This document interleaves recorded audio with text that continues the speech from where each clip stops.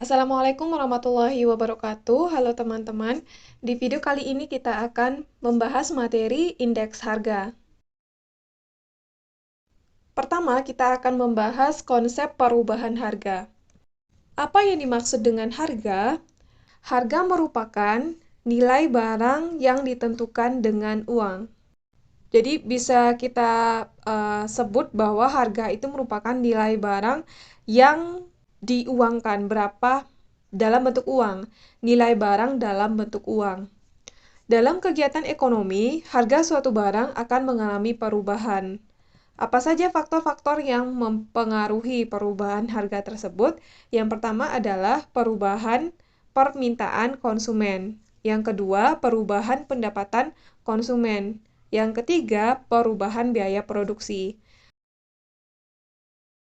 Selanjutnya, untuk mengetahui perubahan harga barang atau melihat perbandingan harga barang dari waktu ke waktu, dapat menggunakan indeks relatif harga. Di slide sebelumnya kita sudah menyebutkan bahwa harga barang tersebut terus mengalami perubahan. Untuk melihat atau untuk mengetahui perubahan harga tersebut, melihat perbandingan harga dari waktu ke waktu, kita dapat menggunakan indeks harga relatif. Yang mana rumus dari mencari indeks harga relatif ini adalah delta P sama dengan PN per PO dikali 100. Delta P merupakan perubahan harga, PN merupakan harga pada tahun ditanyakan, PO merupakan harga pada tahun dasar.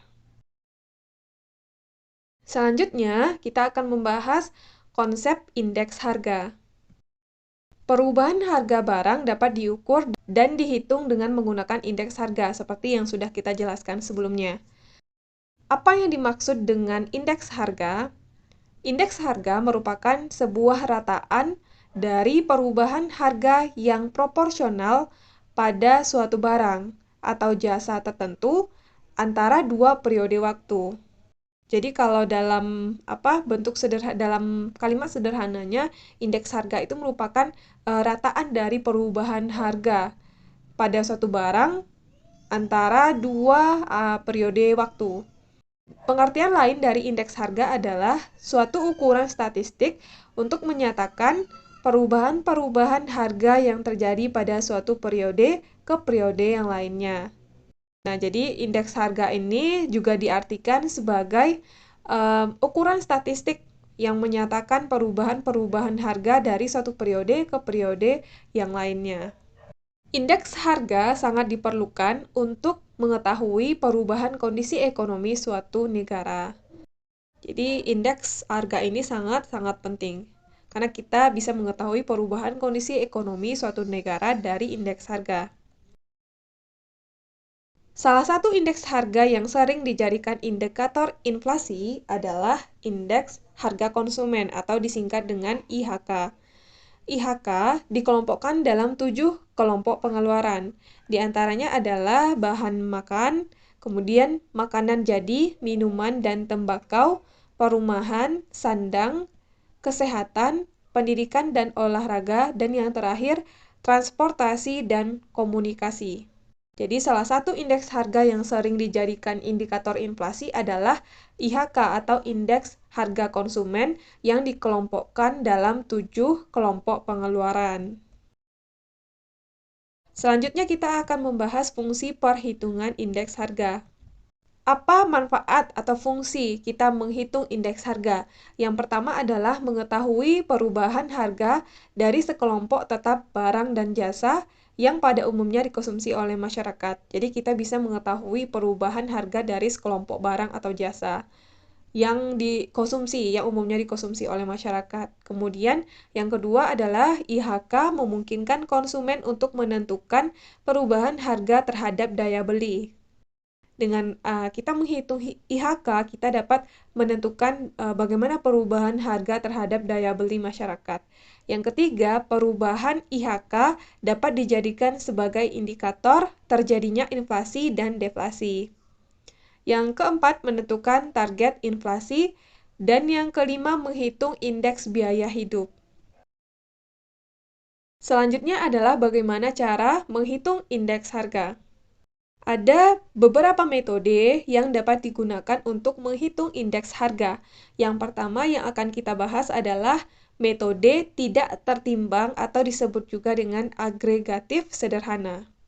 Di mana pada metode tidak tertimbang atau agregatif sederhana, semua barang dianggap sama dan dijumlahkan secara agregatif atau secara keseluruhan, baik untuk tahun dasar maupun tahun yang akan dihitung angka indeksnya.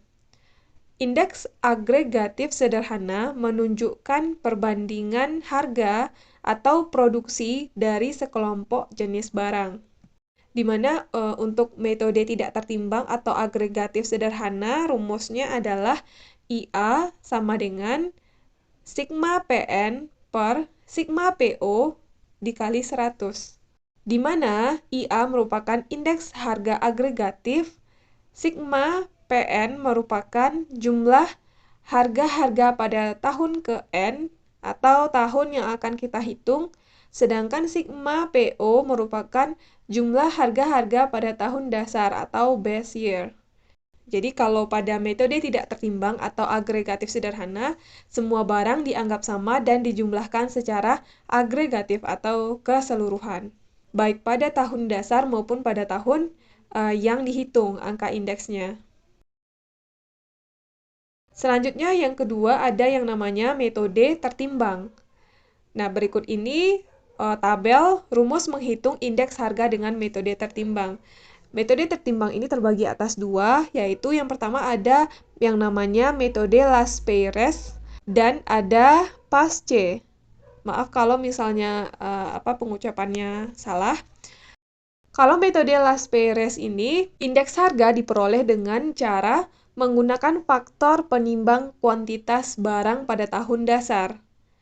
Karena kita menggunakan faktor penimbang kuantitas barang pada tahun dasar, maka rumus dari indeks Las-Peyres adalah IL sama dengan sigma PN kita kalikan dengan QO per sigma PO dikali dengan QO dikali 100. Jadi, untuk indeks Las-Peyres ini kita kalikan atau kita menggunakan faktor penimbang kuantitas barang pada tahun dasar. Sedangkan yang kedua, metode Pasce, indeks harga diperoleh dengan cara menggunakan faktor penimbang kuantitas barang pada tahun yang dihitung angka indeksnya. Jadi kita mengalihkannya dengan QN. IP sama dengan sigma PN dikali QN per sigma PO dikali QN dikali 100. Di mana IL merupakan indeks Las-Peyres, IP merupakan indeks Pasce, PN merupakan harga pada tahun berjalan, PO merupakan harga pada tahun dasar, QN kuantitas pada tahun berjalan, dan QO kuantitas pada tahun dasar. Jadi kalau misalnya di IL kita mengalihkan harga dengan kuantitas barang pada tahun dasar, kemudian kita jumlahkan masing-masing barangnya. Sedangkan pada IP atau indeks Pasce kita mengalihkan harga dengan kuantitas atau jumlah pada tahun berjalan atau pada tahun yang kita cari indeksnya. Itulah perbedaannya. Selanjutnya, ada beberapa hal yang harus kita perhatikan dalam menentukan tahun dasar untuk perhitungan indeks harga. Misalnya kita mau menentukan tahun dasarnya tahun 2010, kita harus mempunyai alasan atau alasan yang kuat kenapa kita mengambil tahun dasarnya 2010 atau 2015. Nah, berikut hal-hal yang perlu kita perhatikan dalam menentukan tahun dasar untuk perhitungan indeks harga. Yang pertama adalah pada tahun tersebut, kondisi perekonomian suatu negara sedang stabil atau tingkat inflasi berada dalam kondisi rendah. Jadi tahun dasar yang kita gunakan, kita harus pastikan bahwa pada tahun tersebut kondisi perekonomian negara kita sedang stabil atau tingkat inflasinya sedang dalam kondisi rendah pada saat itu.